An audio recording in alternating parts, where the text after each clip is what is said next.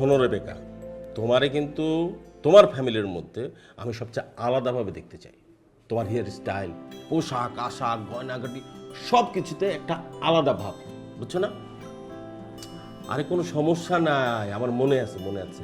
তুমি যে আজকে ডাবের পানি দিয়ে গোসল করবা সেটা আমার ঠিকই মনে আছে, ভুলি নাই ভুলি নাই। একটু রাখো, পরে কথা বলি। আচ্ছা স্যার, ফাইলটা সাজানো ঠিক আছে কিনা একটু দেখেন। আরে তুমি সাজাইছো, এই ফাইল ঠিক না হয়ে পারে। তার আগে তোমার একটা জরুরি কাজ করতে হইব। স্যার 2 ঘন্টার মধ্যে স্যার সাভারের ফাইলটা ঠিক করে স্যার পাঠাইতে হবে স্যার। আরে কোনো সমস্যা নাই, একটু দেরি হইলেও আমি আসছি, ওটা আমি দেখবো। তুমি এখনই কারণ বাজার যাও, গিয়ে সেখান থেকে 20টা ডাব কিনা সোজা আমার বাসায় যাবা। বুঝই তো, যারে তারে তো আর আমি আমার বাসায় পাঠাইতে পারি না, তাই না? স্যার বাসায় কি অনেক মেহমান আসছে? আরে না, তাহলে 20টা ডাব দিয়া স্যার।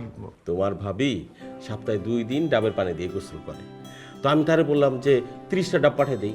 তুমি তো জানো তোমার ভাবি কেমন হিসেবেই, সে বললো যে না 20টা হলেই চলবে।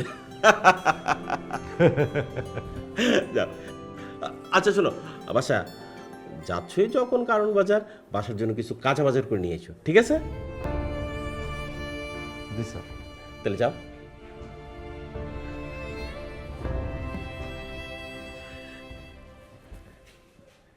হ্যাঁ রেবেকা, এই যে তোমার ডাবের পানি তো রেডি, 1 ঘন্টার মধ্যে তোমার কাছে পৌঁছে যাবে। বড় ভাই, কষ্ট করে আর কি রাস্তার মধ্যে একটু চাটা বিক্রি করবেন, মোটামুটি লাভের যেই টাকাটা আইব একটু হইলেও আপনার সংসারে সাপোর্ট দিব।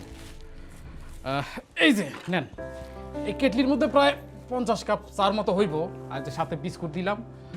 রিক্সাওয়ালা ঠেলা গাড়িওয়ালা আমাকে চায়ের লগে বিস্কুট খাইতে চায়, দিয়ে দিবেন। যান মাঠে নাইবা পড়েন। ভাই পারবো তো? ভাই এর চাইতে সহজ কাম আর কিছু নাই কিন্তু।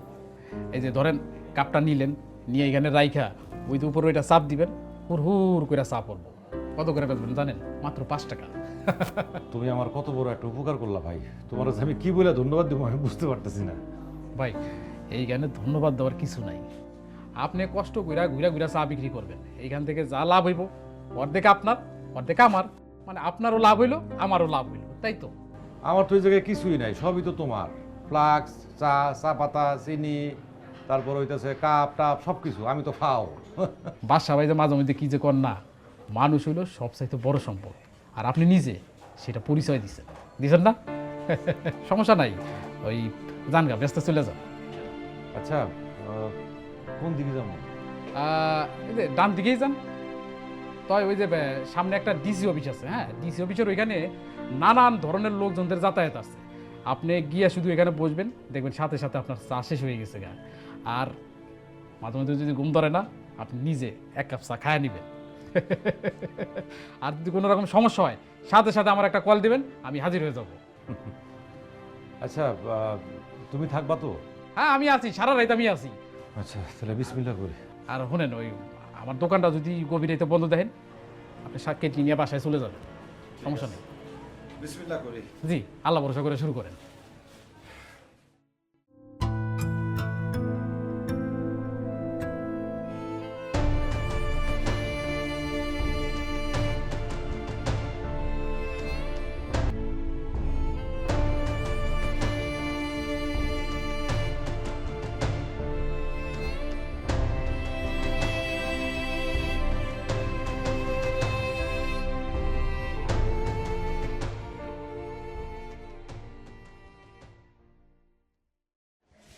কি ব্যাপার?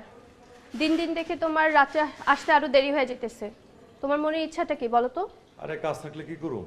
দেখো, আমাকে কাজের দোহাই দেখায়ও না। তোমার যদি রাত ভরে এতই কাজ থাকে, কালকে থেকে বাসায় আসার দরকার নেই। এই কথাবার্তা একটু বেশি হয়ে যাইতেছে না? বেশি কথার কি হইল? বাসায় যে আমরা 2টা মানুষ থাকি, না জড়বস্তু থাকি, সেটা কি তোমার একবারও মনে আছে? আরে সে মনে হয় বলেই তো পরিশ্রমটা করি। তাই বলে এত রাতে? এই শহরে এখনো কি কোনো মানুষ জায়গা আছে? আছে কি ওই মহল্লায়? আচ্ছা তুমি আসলে কি বলতে চাও একটু পরিষ্কার করে কও তো। কি আর বলবো? আমার কোনো কথার দাম আছে তোমার কাছে? না কোনোদিন দিছো? সবসময় কাজ আর কাজ। আচ্ছা তোমার এই কথাবার্তা শুনে মনে হচ্ছে আমি মনে হয় প্রেম প্রীতি করে বেড়াইতেছি না। দেখো অনেক পরিশ্রম করে আসছি, মন মেজাজ খারাপ করো না কিন্তু।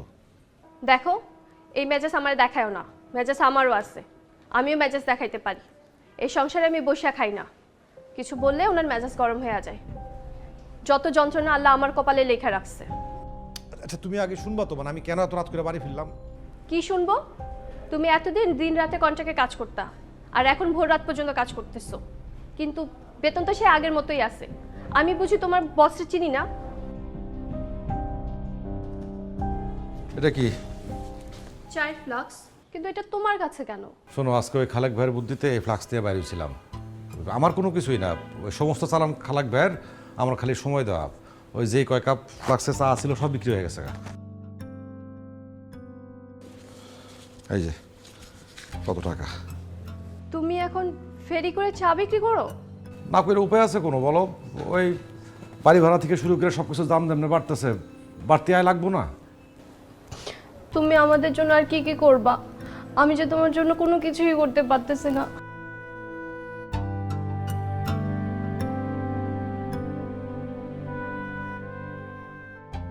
অনেক খিদা পাইছে, একটু ভাত বাড়ো না, এক পেটে পারবা, আমি নিজে খামু, তোমার খাওয়াই দেবো।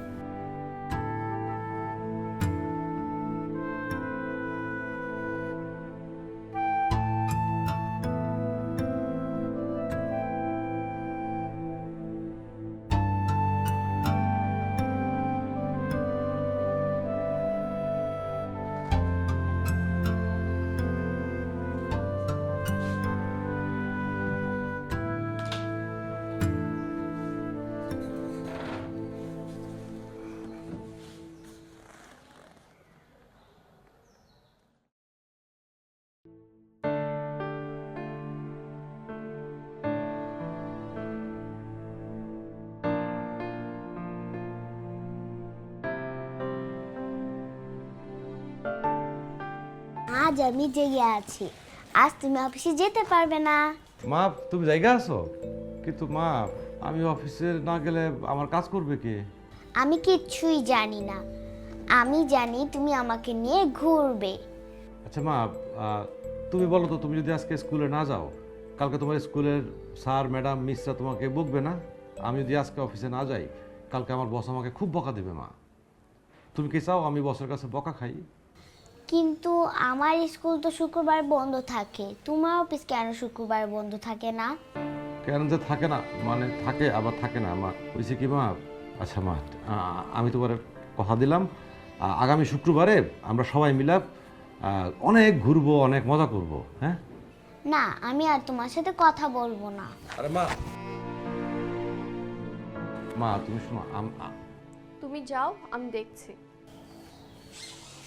মা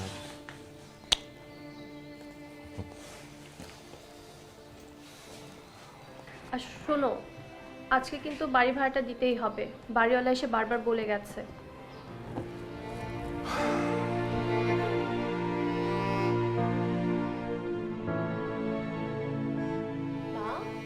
আমি তোমার সাথেও কথা বলবো না। তুমি আব্বুকে আটকাবে না? জানো না আমার ঘুরতে ইচ্ছা করে। তোমার বাবা তো বলছেই তোমাকে নিয়ে শুক্রবার ঘুরতে যাবে। না, আমি তোমাদের সাথে ঘুরতে যাব না। তুমি শুয়ে পড়লা যে মা, স্কুলে যাবা না? না, স্কুলে যাবা। আমি যাব না।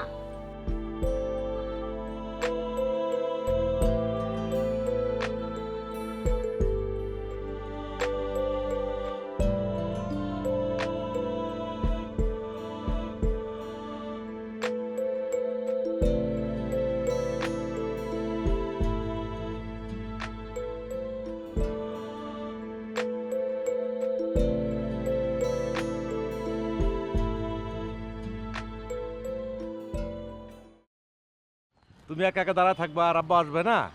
শোনো, আজকে তুমি আর আমি অনেক ঘুরবো, অনেক মজা করবো। আম্মুকে নিবা না? আম্মুকে নিতে হবে। আম্মুকে না নিলে তো আম্মু কষ্ট পাবে। তাহলে তো অবশ্যই আম্মুরে নিব। আমরা তিনজনে মিলে অনেক ঘুরবো, অনেক মজা করবো। ঠিক আছে মা? ঠিক আছে। চলো।